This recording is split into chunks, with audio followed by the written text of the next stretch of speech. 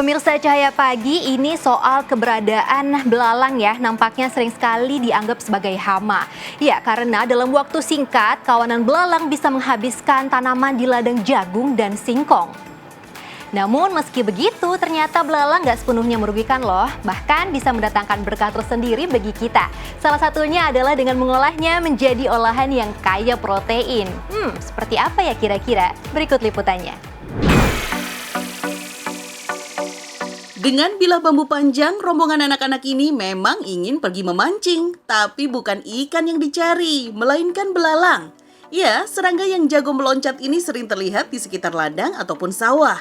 Keberadaannya sering merepotkan karena belalang memakan daun dan tanaman pertanian.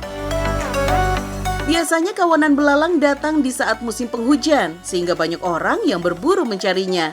Namun, menangkap belalang tidaklah mudah. Karena belalang mempunyai sepasang antena yang dapat merasakan sentuhan dan bau, sehingga kita harus menggunakan sebrok atau pancing khusus untuk bisa menangkapnya dari kejauhan.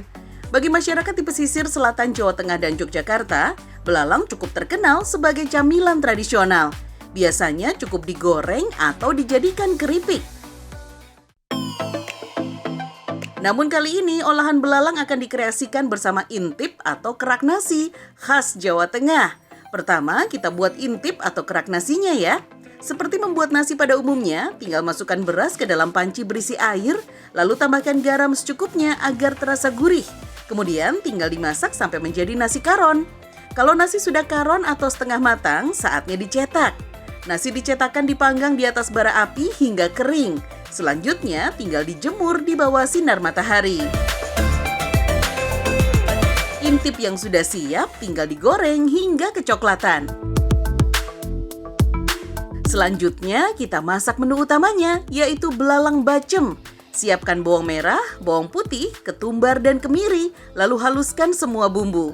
Untuk sambalnya, haluskan bawang merah, bawang putih, garam, tomat, cabai rawit, dan cabai keriting. Jangan lupa bersihkan dulu isi perut belalangnya, lalu goreng sampai warnanya berubah kecoklatan dan renyah. Setelah semua bahan sudah siap, masukkan bumbu halus bersama daun salam, lengkuas, sereh, dan daun jeruk. Lalu tumis hingga harum. Kemudian tambahkan air secukupnya, gula merah, dan sedikit kecap. Masukkan belalang gorengnya lalu aduk sampai merata. Sambil menunggu bacemnya matang, tumis sambal tomat spesialnya agar aromanya lebih keluar dan lebih lembut.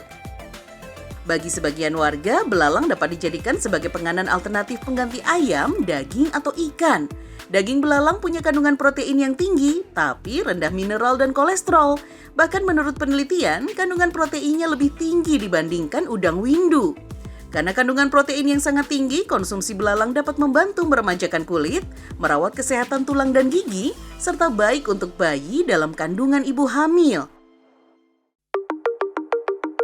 Bahkan dalam Islam, belalang menjadi salah satu binatang yang halal dikonsumsi.